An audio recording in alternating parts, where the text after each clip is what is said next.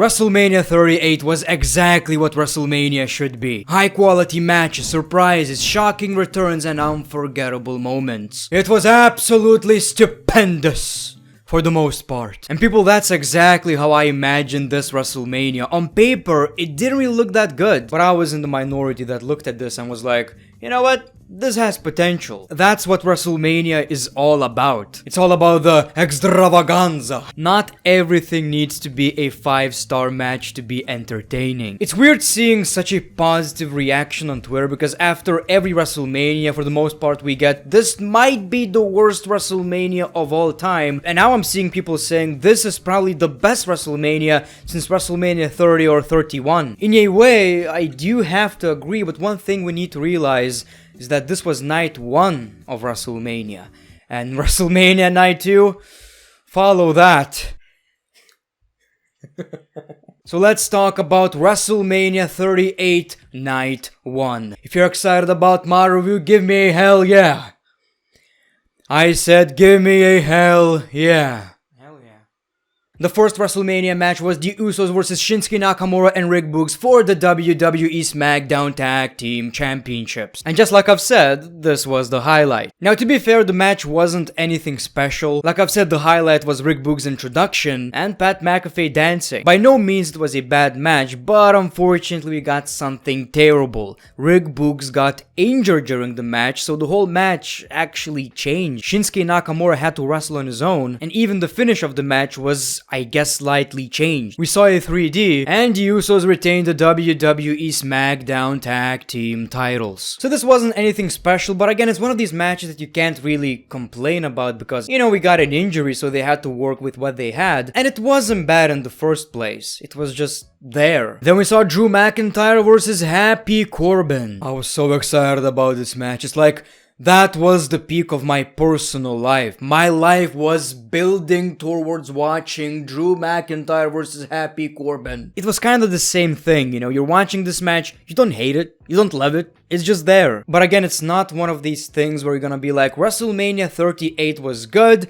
but we got Drew McIntyre versus Baron Corbin. That's not the case. I guess you can say that it was kinda forgettable. No one is going to remember this match, except for one thing. So basically, the match was alright. It was exactly what you would expect. But one of the biggest highlights was Drew McIntyre kicking out of End of Days, which never happened before. And commentators didn't really do a great job with this one. They were like, I think that never happened before. No, you should know. You should know that this never happened before, and you gotta sell it like a big deal. To be fair, Baron Corbin did sell the hell out of it. We got a Future Shock, 3, 2, 1, Claymore, Drew McIntyre takes the W. But the most memorable part about this match was not the match itself. Drew McIntyre threatens to kill Madcap Moss. Why would you be in that position in the first place? There's a man with a sword. Madcap Moss dodges it, but Drew McIntyre cuts the ropes. Oh man. Drew McIntyre has some explaining to do to Finn Balor. So yeah, it was a decent conclusion to a bad rivalry. Whatever.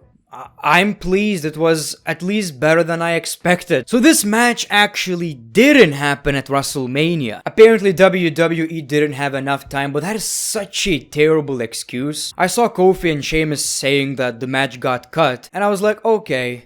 If it was because of some other matches, maybe that's understandable. But oh boy, the most negative thing about this WrestleMania is watching all of these video packages of matches that are going to happen tomorrow. We got like 30 minutes of it, and that was really unnecessary. But thankfully WWE decided to move this match to night 2, so it's all good. Hopefully. Then we saw the Mysterios versus Logan Paul and The Miz. I love the Mysterios entrance and Logan Paul's attire. This match really surprised me. I knew that Logan Paul is going to be somewhat impressive, but my man looked like almost a decent wrestler. So, you know, that was the highlight, seeing Logan Paul in the ring. And ever since he came to the ring, my man was showing how good he is and how good he could be. That was by far the best celebrity performance at WrestleMania we ever saw. And maybe we shouldn't be that shocked. I mean, Logan Paul is an athlete. But still, it was a pleasant surprise, and we did get quite a few highlights. And people, I said this on Twitter, Logan Paul is already a better wrestler than Nia Jax. safer too. To be fair, I'm a better wrestler than Nia Jax. So everything from the moves, the selling, it was on point. Sometimes we did see Logan Paul not connecting, which was somewhat obvious, but I mean, we gotta give the man the benefit of the doubt because that was his first WrestleMania match. We shouldn't really complain. Logan Paul mocking Eddie Guerrero was the absolute highlight of the match. What a douchebag, I love it. What was shocking to me though is that we didn't see Mysterios kicking Logan Paul's and The Miz's asses. We got a double 619, frog splash, another frog splash, but The Miz gets involved, skull crushing finale, The Miz and Logan Paul won the match. That was honestly shocking to me. Like, I thought this is going to be like the whole point of this match, right? The babyface team winning, son and father. We did it, Mio. A big WrestleMania moment. I'm gonna call Aliyah.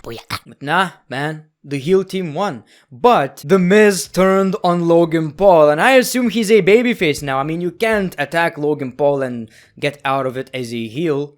It doesn't work like that. Obviously, I'm not sure, but you know what?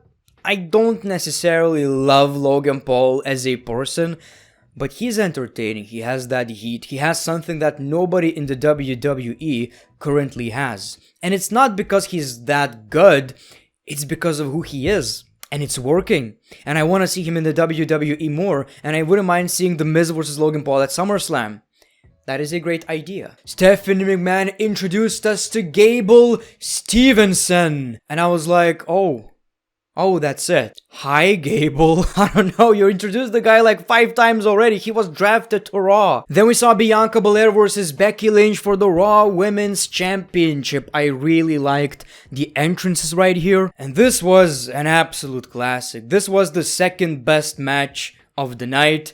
I absolutely loved it. Now, I hate making these comparisons, but I gotta tell you, a lot of people say that this was one of the greatest WrestleMania matches of all time, and while it was really good, I think it was more about the moment. I was not that, like, crazy about the match, right? I thought the moment was great, but the match itself was alright. It was okay. It was good. But this one, I think this was a lot better, honestly. I absolutely love this one. They have such great chemistry. And also Becky Lynch changing up her character did give it kind of a different flavor to the match. It's also interesting how the match started. You know, we got Becky's finisher and it seemed like Bianca is going to lose again, which was entirely possible, but thankfully it didn't happen. Unfortunately, Bianca Belair got injured during the match. Becky Lynch accidentally connected with the boot to the eye, and you could tell that Bianca was hurt, but the match continues. I don't think it did anything to her really. And I absolutely loved the finish. Becky Lynch was trying to do the rock bottom thing that she does. Bianca Belair flips back. Becky goes for the clothesline, but we got a KOD. Bianca Belair wins the WWE Raw Women's Championship. So now Bianca Belair is a former SmackDown Women's Champion, a current Raw Women's Champion. It was a decent story, a great match, great conclusion. And again, it goes to show you sometimes we don't need to jump into conclusions. When Becky Lynch came back, people were saying, well, Bianca got buried. Honestly, this made Bianca into even a bigger star. That was a great moment. She got another huge WrestleMania moment. Lovely. I don't know. I have no complaints right here. This was an absolute classic. And then it was time for Seth Rollins versus an opponent of Mr. McMahon's choosing. We saw an amazing Seth Rollins entrance. The drip is real in this one. And he's waiting for his opponent. Did you feel that too? The heavy chest while watching it? You're kinda nervous. You kinda know it's probably Cody, but then again, do we know? Right? It could be anyone, and we know that it could be really literally anyone, and we would be disappointed. So it was kind of a nervous feeling. And the fireworks scared the shit out of me, man. Like, I wasn't expecting it. Like, that happened at a very random moment. I was like, holy shit, that didn't need to happen. Man, we got the same AEW attire, the same AEW personality, the same AEW theme song. This was absolutely perfect. And it was also so weird watching it. It kind of felt unreal. It's like, it looks even different with a WWE camera, and it doesn't make any sense. You know what I'm talking about. Man, that was a moment. That was a wrestling moment, and that's what WrestleMania is all about, ladies and gentlemen. I have so much more to talk about Cody, but I'm gonna save it for, another video on greatness of wrestling. But man, that was good. He got a great reaction from the crowd, and you know what? The match itself didn't need to be good. It didn't have to be that good, but oh boy, it was the best match of the night. One of my favorite moments of the match was Seth Rollins saying, "Welcome back to the big leagues, bitch."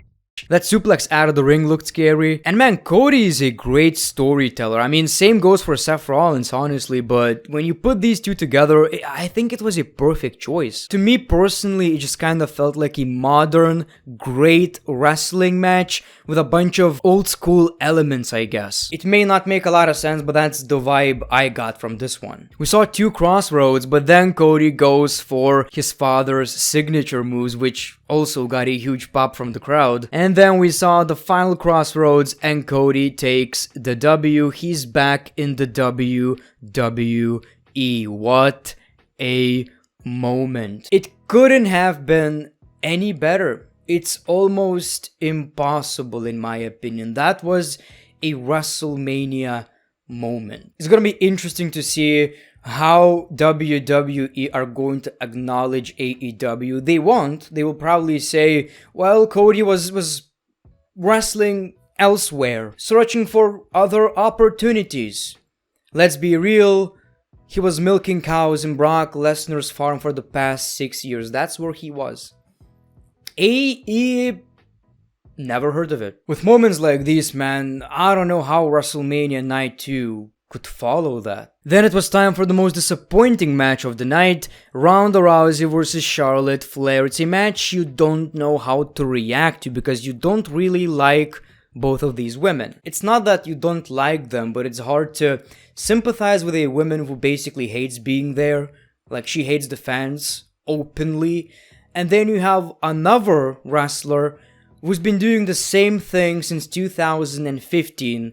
She's probably the only wrestler who didn't evolve at all. So you're watching this match and you're like, it's hard for me to get interested. And the match itself was kinda ass too, man. It was kinda butt cheeks, honestly. Especially after watching Cody versus Seth Rollins, this was a snooze fest, and I'm so thankful it wasn't the main event of WrestleMania like it was supposed to be. It wasn't like a horrible wrestling match. If it was the opener, maybe I would react to it a little bit different. But the match was just mediocre and the finish was bad. Also, the moonsault, man. We just got the worst moonsault of all time. The only spot I did like was the spear out of nowhere. That was pretty nice. And nipples! That's why the screen went black. Nipples! We got nipples, ladies and gentlemen. It turned into a fatal four-way match when we saw Ronda Rousey versus Charlotte Flair versus the referee versus nipples. Like, the referee was really involved with this one. And you know, it's basically telling us we're gonna see it again probably. So the referee got knocked out, Ronda got distracted, and Charlotte Flair retains the championship. Charlotte Flair, more of Charlotte on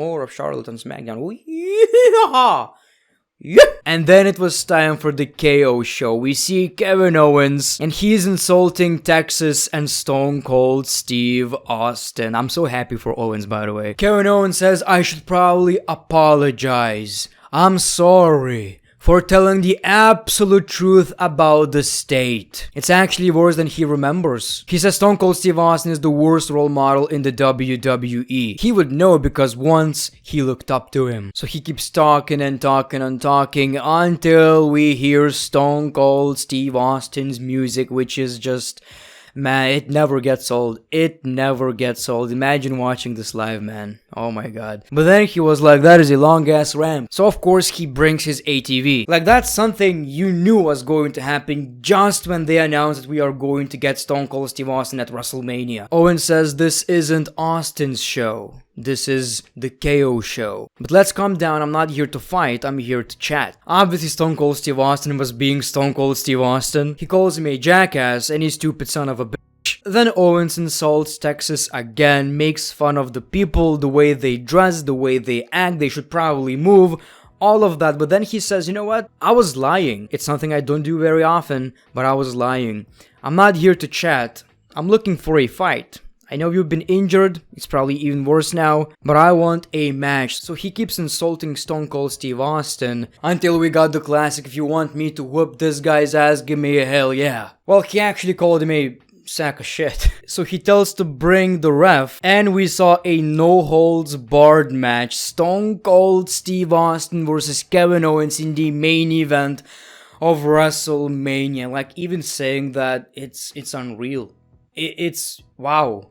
And again, I'm so happy for Kevin Owens, man. Like, imagine wanting to be a wrestler, making it to the WWE, and being the one guy that Stone Cold Steve Austin returns to wrestle.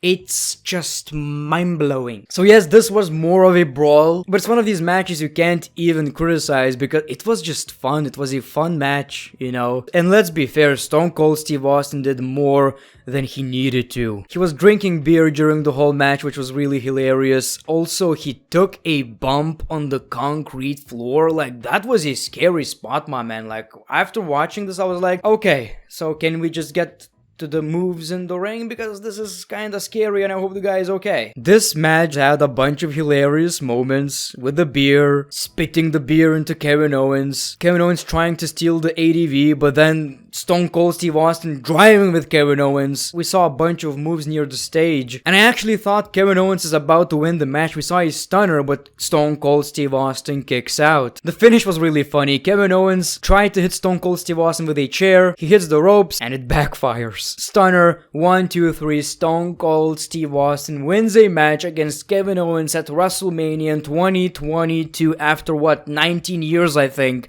Unbelievable. So we saw a big celebration, a bunch of beer. Kevin Owens ate another stunner. He got taken out by the cops. Even the referee took some beer. And we saw another highlight, which was Byron Saxton being Byron Saxton. He doesn't know what's about to happen, but my man sold the crap out of it. Okay, that was really good. And that was your WrestleMania 38 Night 1. A very good show, man. Like, I'm not saying we got a bunch of classic 5-star matches, but that's not what WrestleMania is. It was never about that. It's about variety, and that's exactly what we got in this show.